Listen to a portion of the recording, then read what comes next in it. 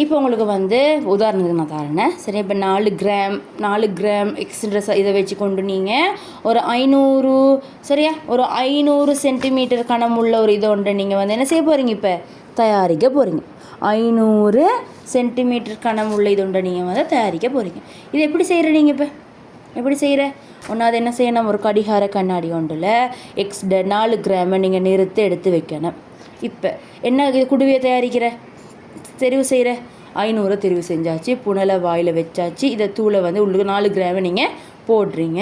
போடக்குள்ளே என்ன செய்யணும், போட்டுட்டு இந்த புனல்ட ஓரத்தில் உள்ளது, இந்த பியானில் ஓரத்தில் உள்ளது, கடிகார கண்ணாடி ஓரத்தில் உள்ளது எல்லாம் என்ன செய்யணும், கழுவி விடணும். எல்லாம் உள்ளுக்கு வரதுக்கு இப்படி உள்ளுக்கு வந்த பிறகு நீங்கள் என்ன செய்யணும்னு சொன்னேன். இப்போ இவ்வளோ மட்டும் கழுவி விட்டுட்டீங்க சரியா. அதுக்கப்புறம் நீங்கள் என்ன செய்கிறீங்க, கழுவி விட்ட பிறகு சரியா, மீதி உங்களுக்கு இந்த இங்கே மார்க் கொண்டு தந்திக்கும்.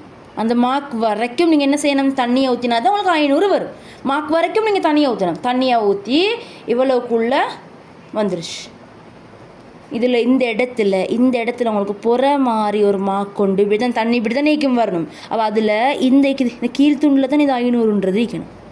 இந்த கோட்டோட கீழ்த்துண்டில் இந்த புறையிட கீழ்த்துண்டு வரணும் சரியா. அந்த அளவுக்கு தண்ணியை ஊற்றி செஞ்சிங்கன்னு சொன்னால் அது தான் என்ன கரைசல், 500 சென்டிமீட்டர் கனம் உள்ள ஒரு கரைசல். அதுதான் செஞ்சுக்கிறீங்க. என்ன செய்யணும், மறுபடியும் சொல்கிறேன், 4 கிராம் எக்ஸை வந்து நீங்கள் 500 சென்டிமீட்டர் கனமுள்ள ஒரு கரைசல் ஒன்று தயாரிக்க போகிறீங்க.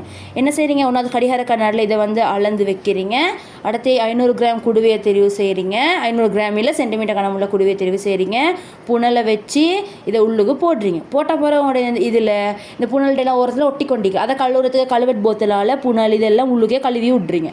கழுவி விட்ட பிறகு இதில் வந்து ஒரு கொண்டிக்கும். அது வரைக்கும் நீங்கள் என்ன செய்யணும், தண்ணியை இன்னும் வந்து என்ன செய்யணும், தண்ணியை வந்து நீங்கள் சேர்க்கணும் சரியா.